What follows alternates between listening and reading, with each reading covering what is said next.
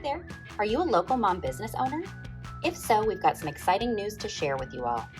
The doors to our Working Moms of San Antonio business owners community are now open.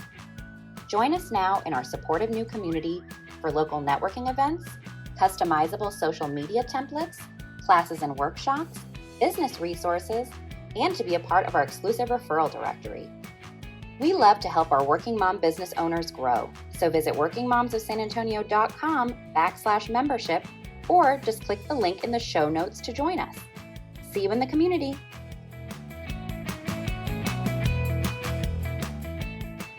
We're Erica Radis and Marie Lifschultz, a San Antonio area realtor and lender, but most importantly, we're working moms. The goal of this podcast is to provide support and a sense of community to San Antonio area working moms like us. So join us in trying to find a balance between career, family, and everything in between. Welcome to this week's episode of the Working Moms of San Antonio podcast. We're here with Dr. Laura Wallace. She is a licensed marriage and family therapist. And so we're just going to turn it over to her to let her talk about her work. Thank you, Erica and Marie. It is such a pleasure to be here. I need to mention that I found your podcast for the first time while I was pregnant, and first time mom. And I was listening to it as I was walking around my neighborhood, trying to stay active, trying to stay fit, and also stressing about how I was going to do my business and be a mom. And so every single episode I would hear and I would say, okay, if this wonderful woman can do it, I can do it too.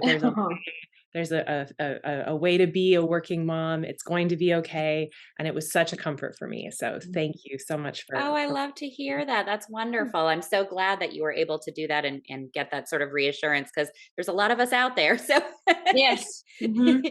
And that was my experience too at the first Working Moms Business Owners event that you all hosted, was to just interact with people who kind of got both sides of me. So to back up, I'm a business owner of quite a few years. I'm a licensed marriage and family therapist, which means that in my 20 years in the psychology field, I have been a therapist for 17 of them. And therapists, we kind of do the private practice thing. So we're small business owners. And then about 6 years ago, I started a group practice. My group practice is Twin Lakes Counseling. It's located up in Washington State, so not local to all your folks here, but it is a lovely group of 25 therapists in Federal Way, Washington, which is between Seattle and Tacoma. And that step to owning a group practice was really born out of my desire to serve the community of Federal Way. That's a community that I grew up in, and just to be able to provide more therapy services, because the number of therapists and the number of people needing therapy really don't match really anywhere that there's so much need for more therapists. And then coming down here to San Antonio, I mean, that's true in Texas as well. And I'm a longtime business owner. I have gotten really kind of used to that hat, if for lack of a better word, but I am a brand new mom. She's a new mommy. Yay. My son is 3 months old. I am in the thick of trying to figure this all out. This is my first week back from maternity leave. And oh my gosh, what a transition.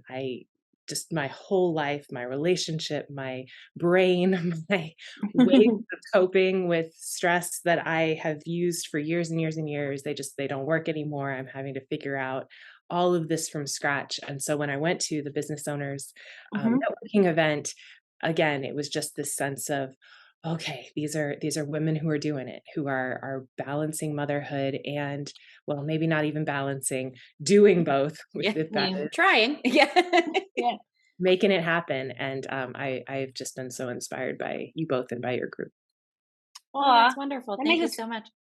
Yeah. It's a great group. I think we, as moms, we try to just figure it out, as we go along, and things work one day and sometimes they don't next. But I think our group is great. I think we do show their balance, and you can do both and do both well, right? I think a lot of us choose our profession. Sometimes I went into my career after having kids, and I knew that I wanted a career that I wanted to be available to be at whatever football game we were going to be at, whatever play it was going to be. I wanted to be available. So being a business owner in that aspect allows me to set my schedule.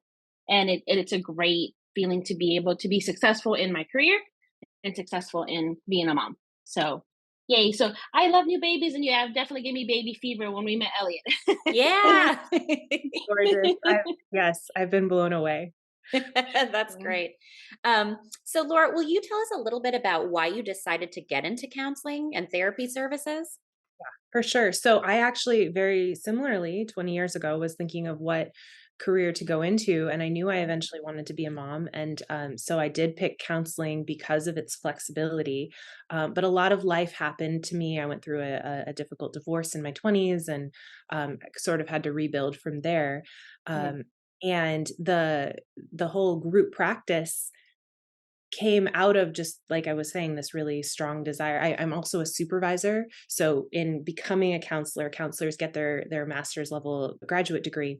And then they have to do 2 to 3 years of supervised practice. And one of my Mhm. favorite things to do is to supervise therapists who are becoming fully licensed therapists. And in that process, it's a wonderful time to find a great therapist, is when they're in that in between period, because you kind of get two brains for the price of one with the supervisor on there. Yeah.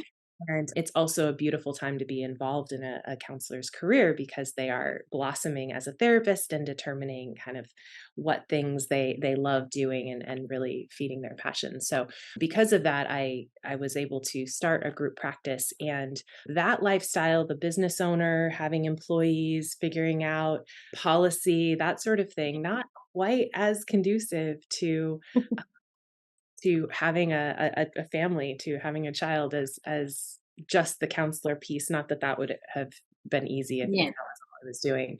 So it's a little bit, yeah, all over the place for me right now, as I'm trying to figure out how the two come together.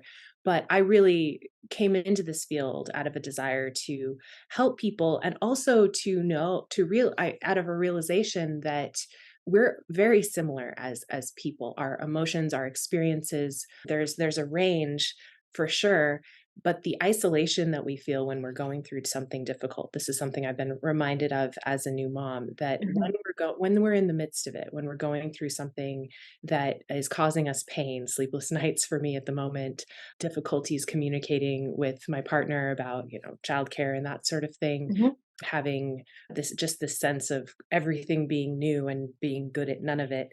When we're in the midst of that, we feel very, very isolated. And therapy for me is a place where we can go and realize, oh, right, this is part of a normative human experience. This is difficult, it's painful, it's something we certainly need support in, but it doesn't make us alone or bad, or a person who deserves to feel shame around that. And that's, for me, for my entire life, when I'm in therapy, been part of the experience of realizing that this is that I can connect with another human being, the therapist, and get the support that I need in a really powerful way. And so that's what I wanted to provide to the community. That's why I became a therapist to begin with. And then when I got my PhD at St. Mary's in marriage and Mhm. family therapy, and then moved back up to Washington State. And I was realizing that there is a huge need for more therapists, but more specifically for my group practice, there was a huge need for therapists who took insurance. And so that's one of the unique things that we do up in Washington State, is that we are a practice that actually accepts insurance. A lot of therapists, for very, very good reason, especially when they're in private practice, don't take insurance. They encourage clients to use out of network benefits. And depending on your insurance plan, that can work very well. But but if you have other insurance plans, or if you can't afford the upfront cost of out of network therapy, the finding a therapist who will work within the insurance system actually makes therapy enormously accessible. And that's what we do up in Washington State. We accept Medicaid, we accept most commercial plans up there. And so I manage the therapists, and then I also have a team of administration staff who are wonderful and provide the back end support so that the therapists can focus on therapy but still accept insurance. So that's kind of our business model. And the thing that brought me to that was a knowledge that when I was growing up, my family wouldn't have been able to afford therapy for all Yeah. 4 of us kids and my Right. parents, whenever the difficulties come up. I'm a firm believer that not everyone needs therapy all the time, but all of us go through things in our lives where therapy could be helpful. And especially if we had a big family, if we had to pay out of pocket for all of our services or for all of those services, there it just wouldn't have happened. And so Mhm. to be able to serve families like mine, as I was growing up, to be able to say, we actually accept your insurance. So that means maybe somebody who would have only been able to afford 3 or 4 sessions can now get 8, 9, 10, a full round of therapy, even longer. That's really the service that we provide to the community and that I get really excited about. Do you partner with maybe medical doctors up where your practice is to help? I don't think I've ever heard of anyone local like referring, "Hey, you might wanna see a therapist." I don't know if it's because of the out-of-pocket expense or that maybe insurance isn't accepted, but referrals that way, is that something that you guys do? Yeah, we definitely do. We pride ourselves on being able to work with other practitioners in the community. It's really important to have that collaborative care. And we actually have a psychiatric nurse practitioner on staff, so we can provide meds within our system, and that allows for really easy communication between our therapists and then our psychiatric provider. But then also we keep a running list of other practitioners in the community. If somebody needs a higher level of care, maybe intensive outpatient, that sort of thing, we refer into the community. And then our hope, of course, is that we'll have community members referring to us. And it can be a difficult thing to talk about when you're, Mhm. listening to somebody and being like, they could probably benefit from a little bit of extra support right now. You should see a therapist. But I actually found my own therapist here in San Antonio through another provider, another service. So as a new mom, I did not know that pelvic floor physical Mm. therapy for the pelvic floor was a thing. Yeah. I certainly didn't know how needed it was. So I go to Uplift PT, and they actually connected me with the therapist that I'm seeing right now because they, as another provider, knew of who specializes in postpartum services in the community. And there Right. aren't a ton.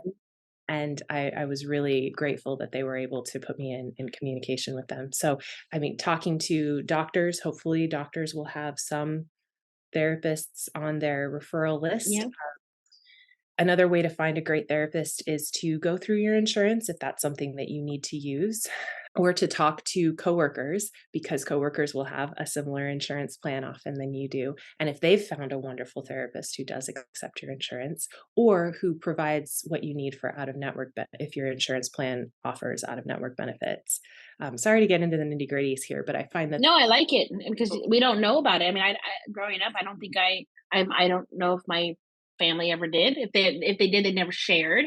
I only know of one friend that has I know an extensive time seeing a therapist, and she absolutely depends on them to just. She's like, it gives me my norm, puts me back into feeling good all the time. So she actually for many years, but beyond that, I don't know many that on a consistent basis utilizes a therapist, you Yeah, know? and getting those personal referrals is such a powerful way to find a therapist. Mhm. And then if you reach out to a therapist and they're full, but they're actually getting back to you and they're actually like communicating to you with you, asking them if they have any referrals within their network. So for me personally, I was really looking for somebody who is able to serve the new mom who's trained in postpartum issues and postpartum support specifically. And there are very, very few of those, but I was able to find one. And so they also know each other. So asking the therapist, okay, if you're full, if you can't get me in for another 3 months, maybe I'll still get on your wait list. But, do you have anyone who I could try in the meantime? And that is a really powerful way to do it. Like I said, also going through your insurance company, they can usually provide you a list. You have to then kind of research each one to see if they might be a good fit. And then finally, going through Psychology Today, which is a huge list of therapists in the community. And even if you're going through some other way of finding a therapist, also looking them up on Psychology Today or wherever they have their profile can give you a Yeah. sense of, is this somebody that might be a good fit for me? Is the language that they use and how they describe themselves, either on their website or their Psychology Today profile, does that sound comfortable to me? Is this somebody who I might want to go and talk to? And I agree with you, Marie. Like, it's not something that we talk Mhm. about as a community. And that's part of why I'm so excited for this opportunity to come on this podcast and mention it, because the depth of support that we can get, that we can connect each other with when we're doing something that is just difficult across the board, like like being a mom at any stage, actually, from what I'm told, from what I'm observing from very highly skilled moms who have been doing it for a while, it's still tough for the rest of the time. Or starting a new business at the same time. Or sometimes there are life transitions that are happening that cause people to need to start their own business. I was Yeah. listening to one of your podcasts with the attorneys who really love Star Wars. Yes. And they were talking about that. Good. They were talking about moms who come through difficult divorces, and I know that's part of my story as well, and have to rebuild their life. And I mean, even just a transition like that is within the realm of normal experience. Nothing wrong with us for having a little bit of struggle around that, for having a ton of struggle around that, and having a therapist there to support and to come alongside you and to help you process emotional difficulty. I know I'm a little all over the place in talking about these things, but one of the things that I'll be talking to my therapist about is birth trauma. The idea that Right. going through that transition, which I've always been told is a normal part of, becoming a mom, and all so many women go through it. For a very large portion of us, it's a traumatic, difficult experience where we've had to encounter a medical system that is great in some ways and really fails in some ways. And then our bodies have experienced something that it kind of grasps onto that memory, that experience. And I know that working through that and then also doing that while having a new baby is very difficult for a lot of us. And so having a safe space to talk through that, to discuss the emotional and physical consequences, to just look at recovery is something that we all to some extent need to do. And that recovery is so much better with the support of somebody helping you with your physical being, the doctor that you're going to, the pelvic floor therapist that you're going to, the whoever it is, and then also correlating that with someone who's helping you through the emotional and mental changes that are happening.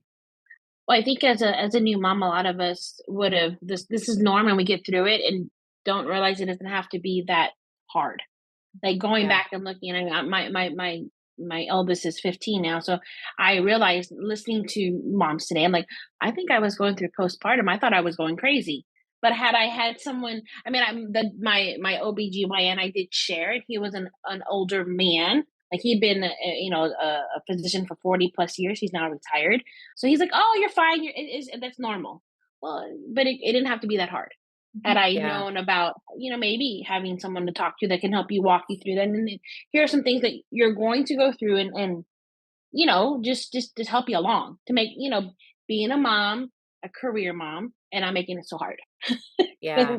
Yeah. I remember being like super afraid of postpartum. So like after my kids, I got what they call baby blues or, what I mean, I obviously your hormones are going all crazy and, whatever's going on. But I remember being like, okay, I feel sad, but like how sad? And I don't know if this is normal and I don't know if it's not. And is this going to get worse? And I just remember being really afraid.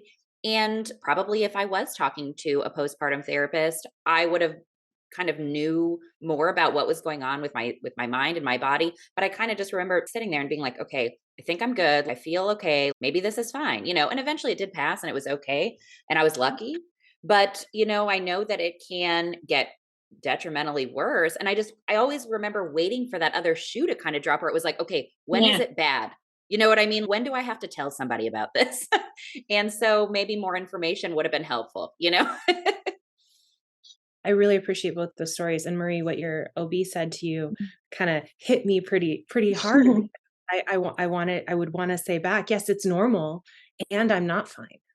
Yeah. And Yeah. at least for this period of time, yes, it might pass. And it is like this for a lot of different moms, and it might not.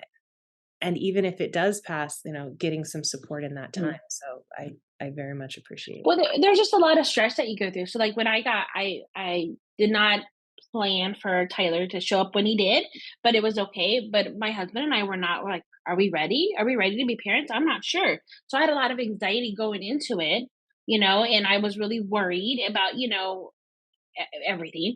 And then I didn't realize, for work purposes, I didn't realize I didn't have a specific type of insurance. So I could take off, but I wasn't going to get income coming in. And I had no idea. I'm like, oh my. So I was stressed. I was so stressed. And then I remember thinking, I don't remember the blues, but I remember being angry. And I'm like, why was I mad? I just remember being angry. I'm like, I'm going to run away. I remember thinking, I'm going to run away. I think I'm going to run away. Because I was so stressed about it. And eventually, obviously, it did go away, but not knowing what that was, but having someone to support you through that, saying, hey, like, you're going to get through this, and walk you through whatever the next steps are and how you're going to feel. And I know people who I didn't knew people that at the same time were, they could not get past it. They were miserable for a very, very long time, not knowing that they were just having some really, obviously their hormones are all over the place, but having trouble. So having that support, and I really wish my doctor would have said, you know what, let me recommend someone for you to go see. I think this is a good, time for you to go talk with them and walk you through that. And I just felt, now, 15 years later, thinking, oh, maybe he didn't know. He seasoned doctor just didn't know about it. Very possible. And Mhm. Erica, that question you mentioned, am I crazy? It's very hard for me too, because of course I'm still in that period of once in a Yeah. while, Right. just something coming to me out of left field or a reaction coming up in me and it just not fitting with anything in my experience in the past of who I am or how I react or how I interact with my husband or things like that.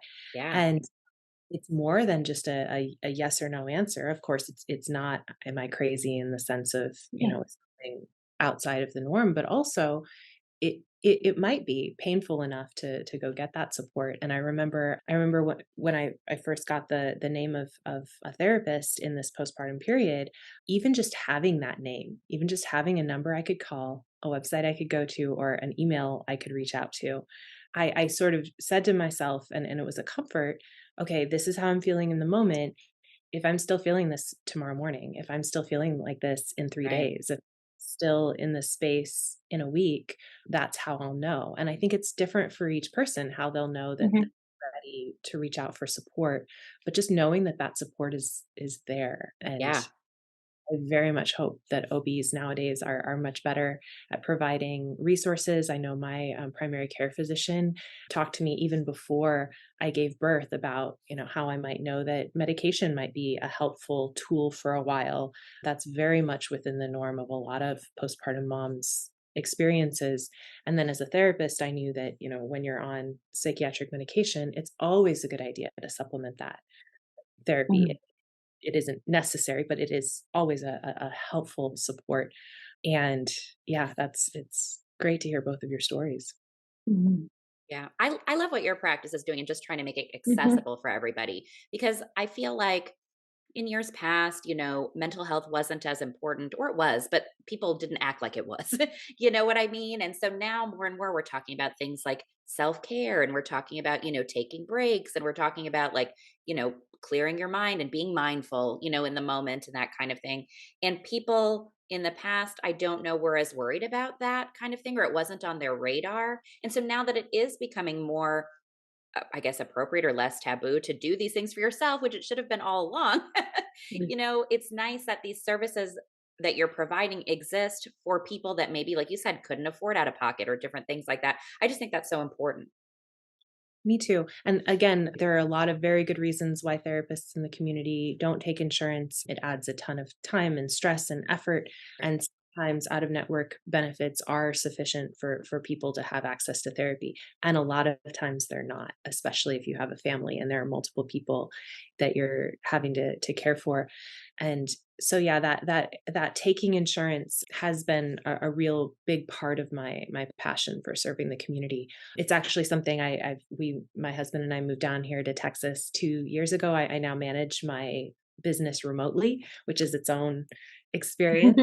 And we've been looking around here in Texas and trying to determine whether there's a need. But the number one question will be, what are the insurances in the area, which we're still figuring out, and can we work with them? Because if we were to start something down here, we would want it to be something where we can take insurance. And again, I know a lot of therapists for very good reasons don't. Yeah, I imagine that from state to state, the rules and things must be different, right? I mean, Yeah. we have another gal that was on the podcast, Claudia. She moved her, and she's in the beauty industry, but she moved her business from California to Texas. And I remember her just talking about how just everything was so different. The rules were different, and your clientele is different, and the wants of your clientele were different. And so I imagine you're probably kind of researching and going through that whole process right now for your business. Yeah. Yeah, I really am. And part of, being here and living in this community has made that a pretty natural way of being. I interact with other uh, folks in the community and find out what resources are and aren't available here. Um, One thing that I know, because I did the last part of my graduate work, my PhD here in San Antonio, is that like everywhere else in the nation, but possibly a little bit more intensely, Texas does not have enough mental health therapists to meet the need. Yeah. The statistics that came out when I was in graduate school about 1 in 10 teenagers experiencing suicidal ideation, and the number of counselor to student ratio within the school system, just that in and of itself was pretty drastic and pretty dramatic. And then when you look at Texas as a whole, there's potentially either a little bit or more or a different stigma around seeking Yeah. counseling, seeking help, and the availability of resources isn't what I wish it was. So that's what we're looking into here. You're absolutely right. Claudia's experience matches my own, that laws Mm. and rules and what is necessary for businesses to move from one state to another. And to be clear, I would not move my practice. It would just be a question of, do we Okay. branch here? Do we serve the Sure. community here?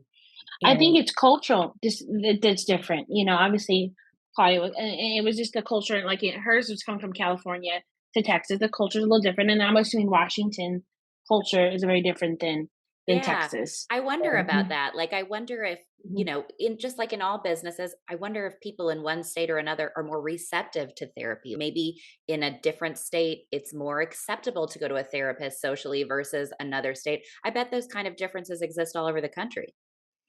I it's certainly been my experience. I was first licensed in Connecticut.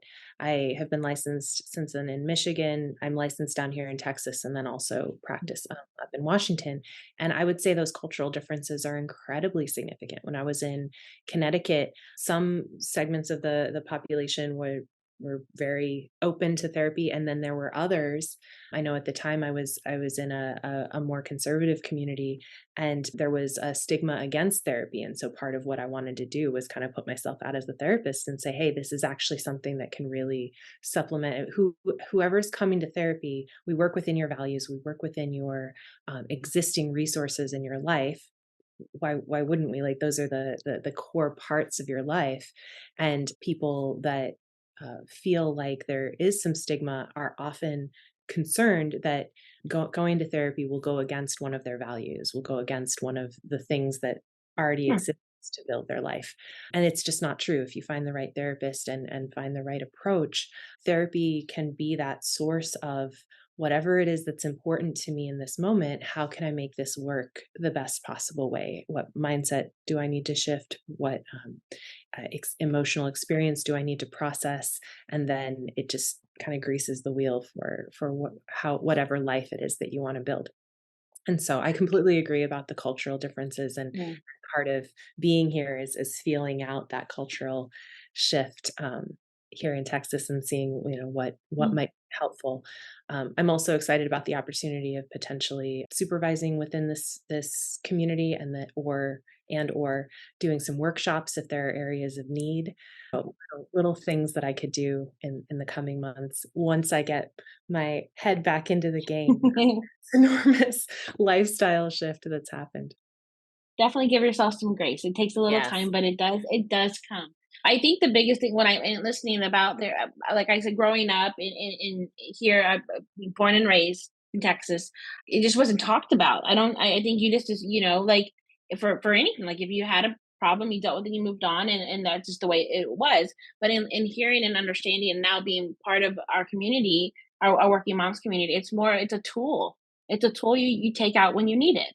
And like in any case. is just part of your resources to help you, be better, whenever you need it. And I think it's just getting the word out. A lot of times, like in talking to other people in our moms group, it's just not knowing that these services are available, and then actually understanding what they provide. Like I see when I think of therapy, I'm like, you're on a couch, you're talking to somebody. Like, well, do I really have to? And like, does that it gonna help me? How's that gonna help me? Like, it's just understanding what it actually does. Yeah, absolutely. And one of the metaphors that I thought of, or that was meaningful to me back when I was getting into Mhm. counseling myself, and then also that's been particularly meaningful to me now as I'm going to different types of physical changes and physical Yeah. therapy. I have thought a lot about how if you have an injury, any sort of injury, let's say my sister played basketball for many years and hurt her knee, and she went and had to get surgery. Afterwards, she went to physical therapy in order to help those tissues that had been hurt in some way, and it was localized to that particular area of her body, but it didn't mean that it didn't need attention and focus. And can we get these um, parts of the body, stretched a little bit more and moving the way that they did, and it only moves in this direction. So maybe if I want to get back into running, I need it to move a couple other ways as well. And that's what happens to us emotionally too. Something happens, some transition, some pain point that has happened, a divorce, a difficulty getting pregnant, a fight with your husband, a just something that happens in the business world. I've seen a lot of that happen for colleagues that own a business. Somebody steals from your business, God forbid, or an employee leaves in a bad state, or something like that. Um, Whatever that pain experience was, things are going to tighten up around that. You're not going to be quite as free to make different decisions as you were before. You're going to feel stuck and tight. And just like a physical therapist can help you work through some of the muscular and physical ramifications of that, a mental health therapist really can help you get back into that freedom and flexibility of your mindset, of your emotions, and just probe a little bit into, okay, what was the tightening that happened? What was the tensing up, and how can we release and relax that and get back to a full range of motion? So Yeah. that metaphor was I very. love that analogy. I do That's awesome. too. That I is. definitely I had the picture of my brain being, pulled and, massaged and and my Yeah. heart being healed, for different things. Nice job, Laura. That tightening that you're talking about is totally like a defense, right? Like we all sort of like so when Mhm. bad things happen or things that we perceive to be as bad things happen, we do tighten up, right? And you're just like your mind sort of is like, well, I'm never going to let that happen again. So this is how I have to be.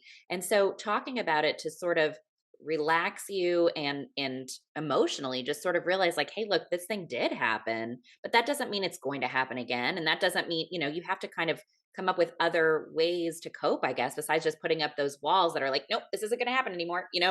So I love that. I think that's a great metaphor and it's very visual. And I think a lot of people can I relate to do. that. I do. I like that.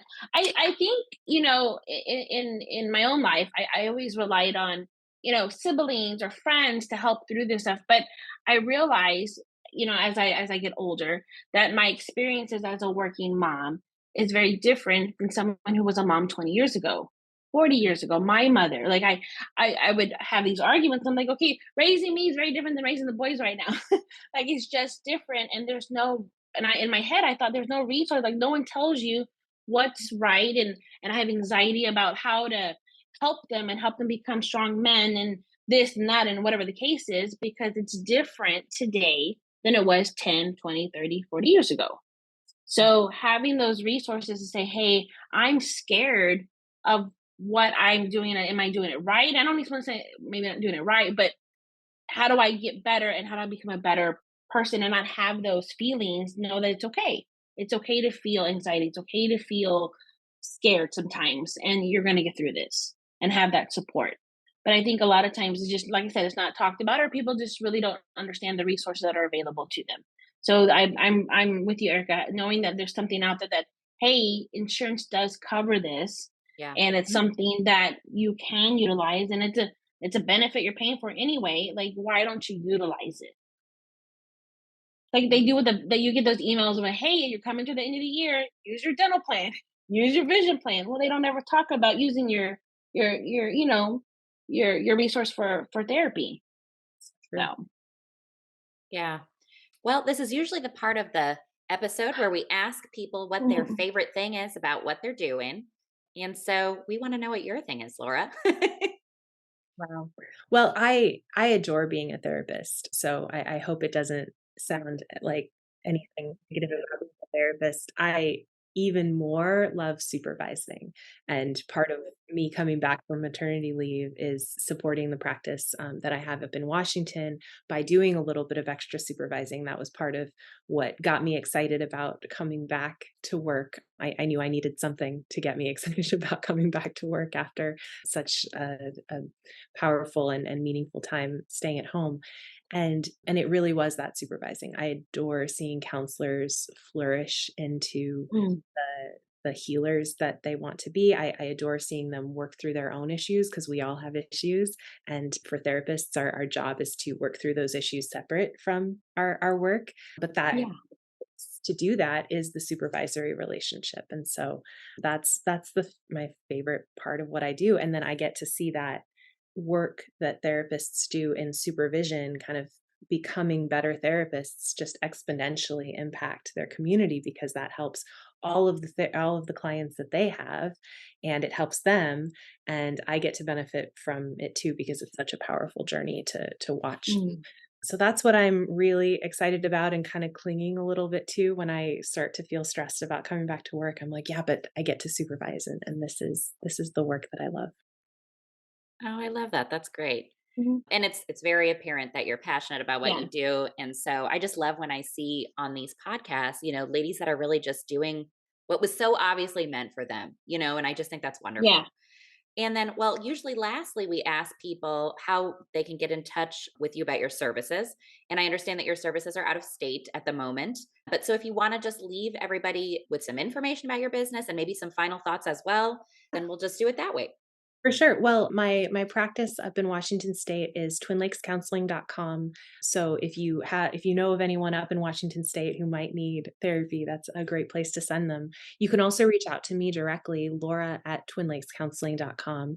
And if any of your listeners have any thoughts or information about maybe expanding into the Texas or San Antonio area, if you have any information about what the insurance landscape looks like for mental health here, that Mhm. would of course be helpful to me. But I would also just encourage each of your listeners to seek out the support here in the community. I'm saying this kind of I'm in that same boat right now. What therapists are here, what therapists are specializing in the stage of life that I'm going through right now. And that takes some work and it takes some curiosity. But remember that even if it takes a little bit of extra time when you're looking for services for yourself, that's also going to help your colleague who's going through the same thing. And you can say, oh, I did some research on that, and here you go. And so it's just, I think, a really powerful way that we can support each other and we can make sure that we're in the best place possible. So whether it's talking to somebody else who is in therapy and really loves their Mhm. therapist, or going through your insurance company, or going to psychologytoday.com, or some other way of finding what the mental health resources around you are. I'm just really hopeful that we can all, like you're saying, Marie, break some of that stigma and start talking about it Yes. and look at it as a way to really help us both personally and also in our business. Definitely. That's Oh, wonderful. perfectly Um, said, my friend. yes, Perfectly said. yes. And then I guess lastly, I'll just thank our listeners for tuning into this week's episode of the Working Moms of San Antonio podcast. And we will just catch you guys next week. See you guys next week.